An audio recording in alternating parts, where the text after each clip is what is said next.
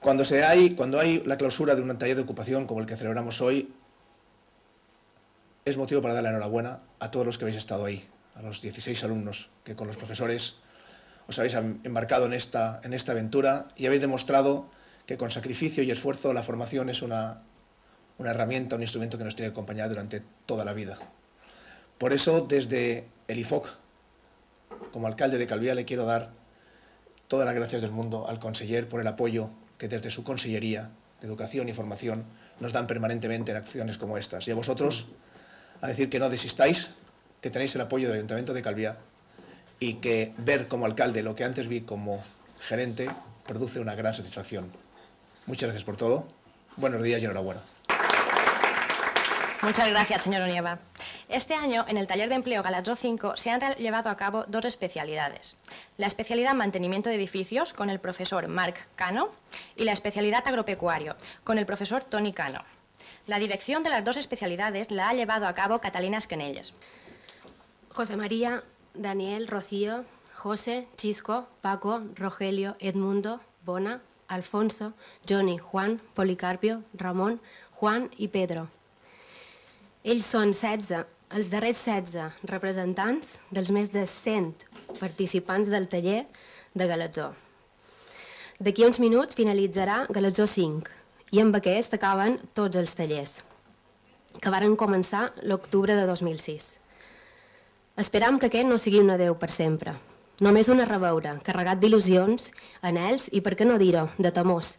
Temors davant un futur incert que afrontem, però, amb la força d'una formació sòlida i d'una bona preparació personal. Ja s'han complert 5 anys des de la compra de Galatzó per part de l'Ajuntament. Són 5 els tallers realitzats. 5 tallers, 100 alumnes. Hem pensat que són números dignes de ser commemorats. És hora de girar la vista enrere i fer memòria del que han estat aquests tallers. Entre les més de 60 actuacions que han fet a la finca podríem destacar la recuperació de conjunts etnogràfics i arqueològics, la recuperació dels jardins de la finca, l'habilitació de camins, neteja i aprofitament forestal, reparació de desenes d'elements de pedra en sec, i així un llarg etcètera. Però, sens dubte, d'allò que ens sentim més satisfets des de l'equip de Galatzó és del que hem aconseguit que el nostre taller fos un espai de convivència entre les persones. Un parèntesi de 12 mesos on cada un dels participants ha tingut temps per reorientar el seu futur. Una escola per aprendre a estimar i a valorar la nostra terra i el nostre patrimoni. Galatzó ha estat i serà que nostre. Un lloc emblemàtic com pocs que hem tingut la gran sort de gaudir i de construir. I volia remarcar construir, perquè entre tots heu fet Galatzó.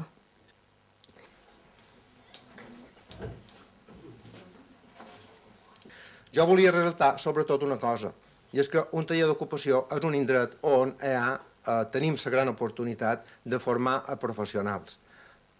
Jo tinc molta desviació professional i tristament quan jo me passeig per la carretera veig autèntic desastres. Veus parets seques mal fetes, veus arbres molt mal podats, veus jardins destrossats. Com s'eviten aquestes coses? S'eviten aquestes coses formant. Les empreses estan fetes per guanyar dobbers. I tristament, en aquest país nostre, les empreses no tenen tradició de formar. Qui pot formar? Institucions com les nostres. I que guanyem formant. No únicament les garrobes valen poc dobbers, els xots valen poc dobbers, les meles també. I de què serveix tot això? Serveix perquè nosaltres, a part que recuperem oficis tradicionals i mantenim la nostra cultura, a part d'això, el més important és que recuperem paisatge. I el paisatge és l'entorn aquí on el turisme, tant local com internacional o nacional, se passeja. I si tu vols treure una bona foto, has de preparar el marco. I estem sobretot intentant desviar una tendència que a partir que han tingut el boom del turisme s'ha anat pronunciant de cada vegada més, s'ha perdut el nostre entorn natural i s'ha perdut les tradicions. Els tallers d'ocupació, per jo, és un dels valors que tenen majors. Aquesta lluita contra la pèrdua de la identitat, de les tradicions i del nostre paisatge. A la vegada, vull recordar que el nostre conseller d'Agricultura va fer un comentari que jo vaig trobar molt interessant, que va dir que les finques públiques han de ser productives. Si les finques han de ser productives, necessitant professionals que se facin productives i necessitant noves idees. Finques públiques com Galatzó, com Raixa, com Son Real, a l'estranger, a Anglaterra o a França, donen dos bés. Aquí no, aquí són un deute. Per què? No fa falta inventar res, tot està inventat, el que hem de fer és copiar models que funcionin, professionalitzant, donant-se un contracte a les empreses i que treguin un rendiment a les finques públiques. Jo trobo que les finques públiques són part del nostre patrimoni i si una de les maneres de mantenir el nostre patrimoni és formant gent i professionalitzant i fent subcontrates, això és el que hem de fer. El que no podem fer és dir, això no dona, ho hem de deixar morir. Això és molt trist.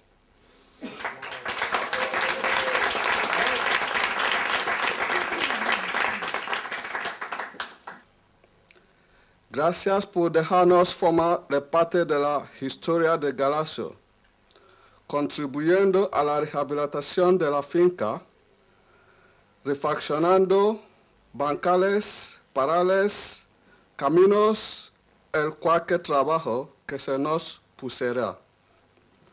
Por adelante, aunque nos quedamos con la espina de la quema de nuestro horno de cal.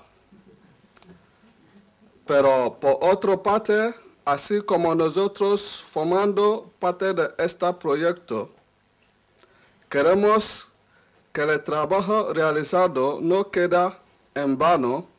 En los años venideros se puede proseguir con estos talleres, revalorizando nuestra tierra. Gracias a todos por aguantarnos.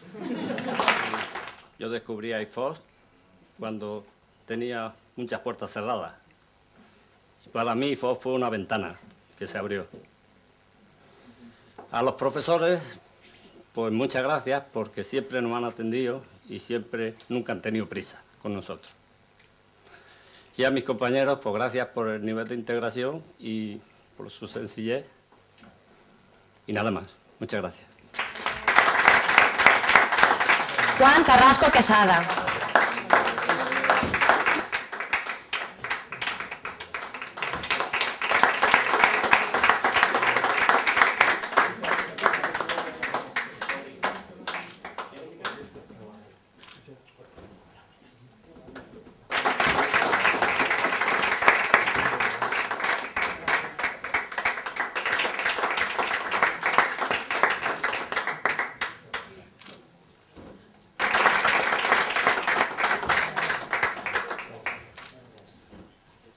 Johnny Veneros Calderón.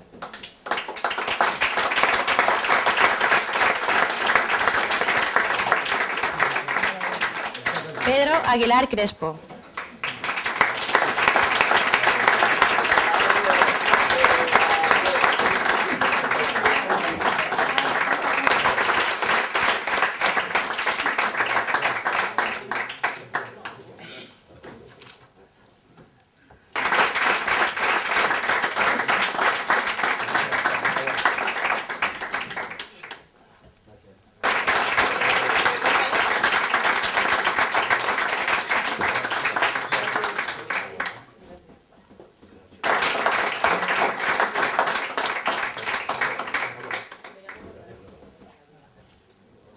Francisco Mas Escalas.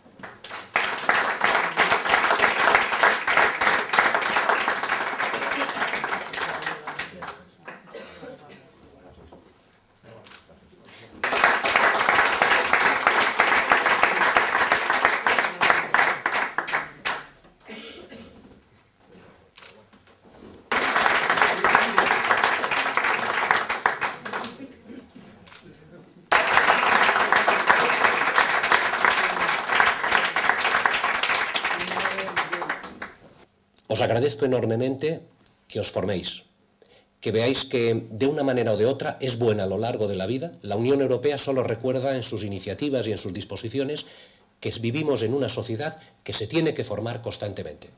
Si se forma constantemente, si innova, si busca, encontrará nuevas oportunidades de trabajo y nuevas oportunidades de salir adelante. Y estoy seguro que así lo haréis, ¿no? Entonces quiero mandar ese mensaje. Estamos a vuestra disposición.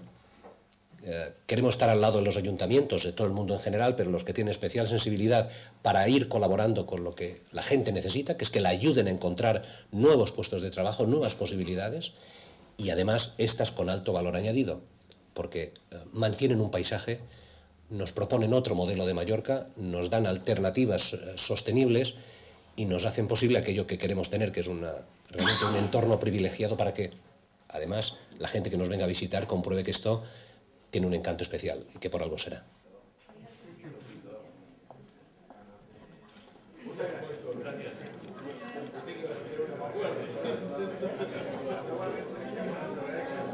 Gracias.